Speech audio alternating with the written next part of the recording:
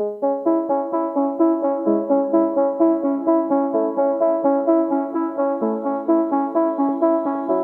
is Seasons of Discontent with your hosts Rick Snyder and Matt Combs on the Hogsty Network.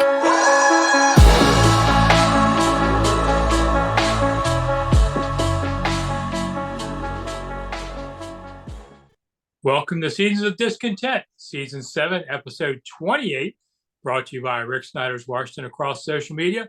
And I'm Rick Snyder. I'm Matt. And we're back discussing all things Washington life and sports as part of the mighty Hogsty Empire on audio and here on YouTube on video.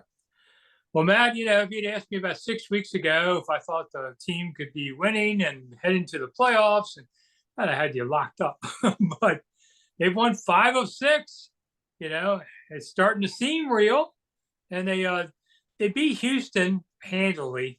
And I was sitting there, it was 20-0 at halftime, and I thought, wow, I don't know what to tweet. I don't remember ever having this before. They're usually on the wrong end of a 20-0. It was kind of fun just to watch them win one easily, cruise out, no drama. Boom. It was a fun game to watch. Yeah, and the game really just took a turn for the best for us when Fuller intercepted the ball and ran it back for a touchdown. Literally before you could blink, it was 7-0. I mean, obviously the score is not going to say that it was a dominant win. It wasn't obviously Dallas beating Minnesota 40-3. We didn't run the score up, but it was a very dominant win. They went out there and they did what they had to do. And, the defense showed up yesterday. I think they held Houston to under 200 yards or something like that and 10 points. And honestly, Mills scramble for a touchdown. That was garbage points. Those are garbage touchdowns. They were in a prevent. They were looking to run the clock and get out of Houston with a W. The game was never really in concern, I guess you could say. So yeah, it was definitely weird watching because, generally Redskins, Washington football team, and now Commanders games are, giving people heart palpitations throughout the entire game. It was nice. Yeah. You just kind of kick your feet up, watch the game, enjoy your snacks and have a cold beverage. And the wild part was there were all these Commanders fans down in Houston and no locals. Boy, does that sound familiar. I know. So how do we draw better in Texas than we do in DC? Yeah, for once, so Commanders were the invading force instead of the other way around. Yeah. So, they're playing Atlanta this week. I don't really even know any Falcons fans. I don't know who. They haven't had a Falcons fans up here since the 91 playoffs, when Dion and all of them were around that team. Yeah, I was going to say they got to brush the dust off their Jamal Anderson jerseys. Yeah, that was crazy. So Coach Ron Rivera says Heinicke is the one and going to be the starter going forward. Carson's number 2. But you know what? That's as long as they're winning and Taylor's playing well. Either of those things don't happen, Carson's still playing this season. Yeah, and it was funny. A lot of people on Twitter were saying put in Hal for the fourth quarter yesterday, but maybe just see what you got, give them some live bullets. But they didn't really have the game plan in the fourth quarter to go out and try to score more points, and you would want to see Hal move the ball. And this was just kind of a, hey, let's go three downs, get a first down, and kind of burn 5 to 10 minutes off the clock if we can. It was kind of the drill against the Eagles that we did the whole game. They were just trying to do it in the fourth quarter. But, look, Houston is a team that is, we'll say it, not good. So, they did what they had to do. And yes, Heinicke is the guy. I can't explain it, Rick. We talked about it last week. There's something about the kid. This team rallies around him. His guys play better for him. Hell, even the offensive line protects better. Now, I know that's coverages and I know that's packages and rolling Heinicke out because he's mobile, but this team plays better with him. And, McLaurin sees better numbers when Heinicke's in the game because he's looking for Terry. One of the biggest busts of last season, Curtis Samuel. that guy, he's turned into a hell of a player this year for the Commanders.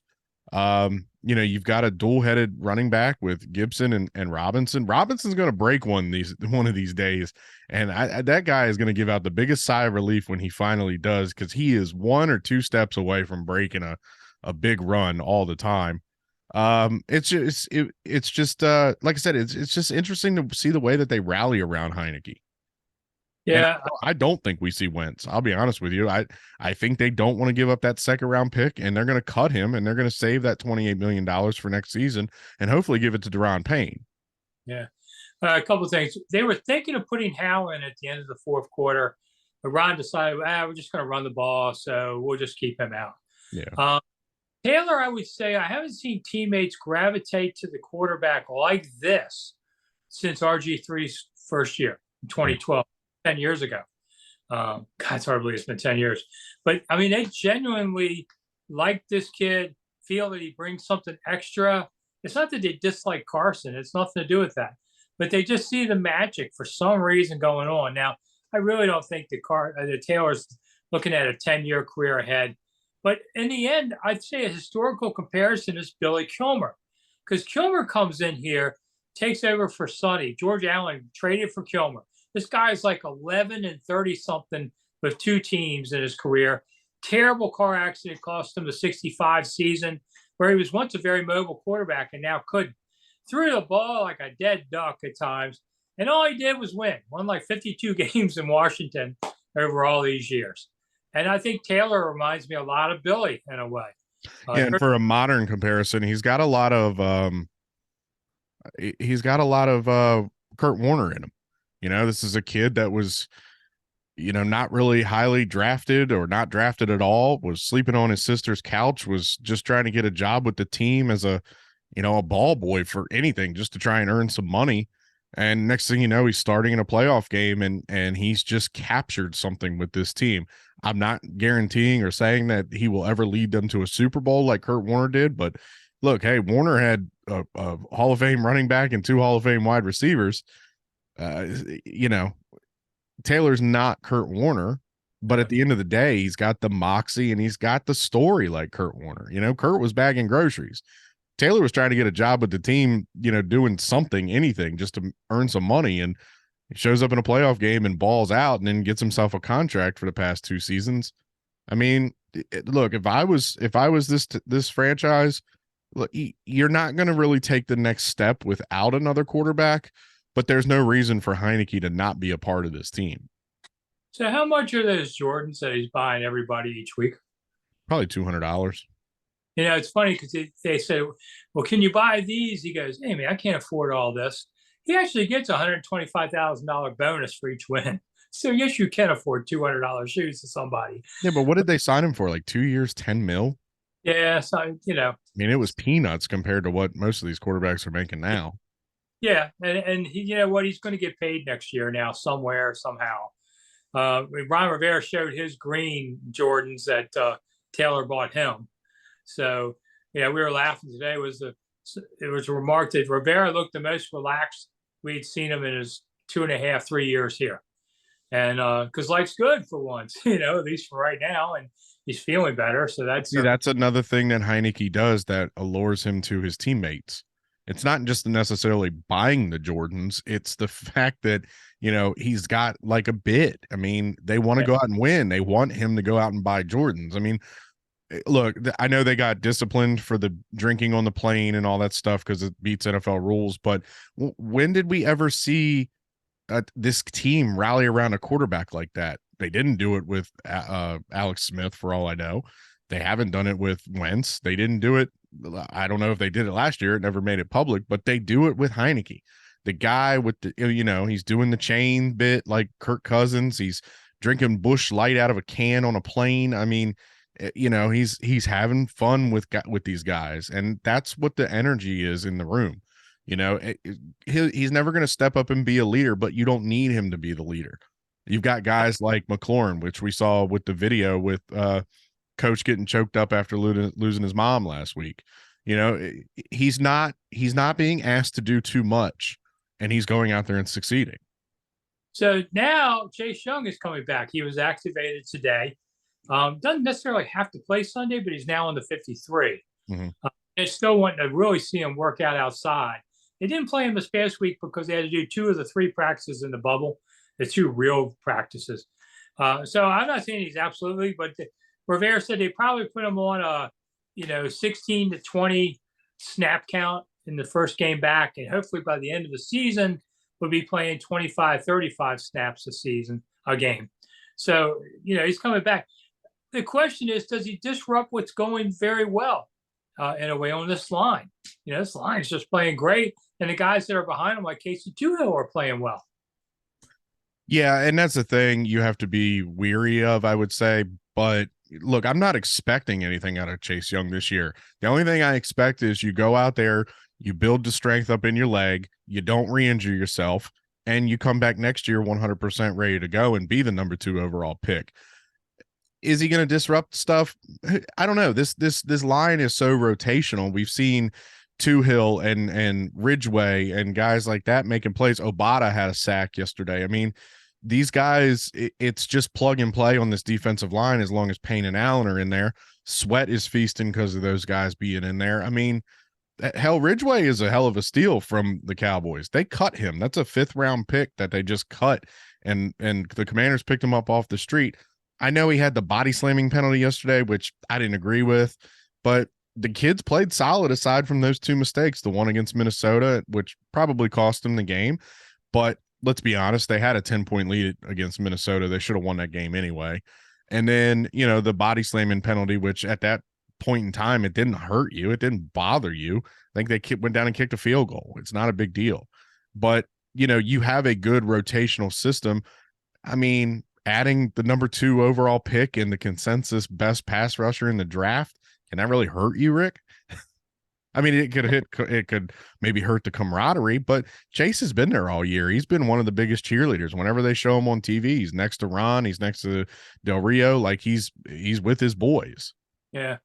All right, so a couple minutes left. Legalized gambling came to Maryland today.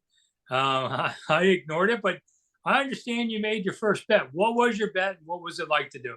Well, it was for the Monday night game. All I did was log into my FanDuel account, and I was able to place a bet. I'm going to pull it up right now. Did you have like 10 different apps that you could have gone and bet on? Yeah, you could do, MGM is live. This is all through FanDuel is, I guess, partnered with the Maryland Live Casino because the live logos when you log in. My bet was the Monday night game. I think it was a anytime touchdown from DeAndre Hopkins, Christian McCaffrey, George Kittle, and then I have the San Francisco. I think I have San Francisco -10. And it's a $10 bet. I placed a $10 bet. I had $10 in my FanDuel account from playing fantasy anyway. And I think it was $10 pays $151 or something like that. So I figured, what the hell? So I hear all these things that say your first bet basically is covered up to $1,000 if you lose. And I thought, well, then why don't you just bet $1,000 because you're going to get it anyway? Well, and that's for new users, Rick. I'm not a new user. So I've got a FanDuel account because of fantasy, and my FanDuel account for fantasy and for betting are connected. Plus, I place bets because I work in Virginia, so I was able to place a bet while I was in Virginia. So I'm not a new user, but yeah, a lot of those, like a lot of them are $500. I think MGM is offering $250 or $500 for free bets for new customers and stuff like that. I think the Junkies have a code for FanDuel. Like, it's a big deal, but the caveat is it's live today from 2 to 10 p.m. Then it gets cut off again until I believe Friday. So this is kind of like a trial run to see. It's just the Maryland like Lottery and Gambling Association. Just they want to see how much traffic they get. All right. Good luck with that. All right, we're out of here. I'm Rick Snyder. Hey, if I win that $151, I'll let you supersize your meal. Yeah, nice. All right. We're out of here. I'm Matt. I'll see you. Bye. Bye.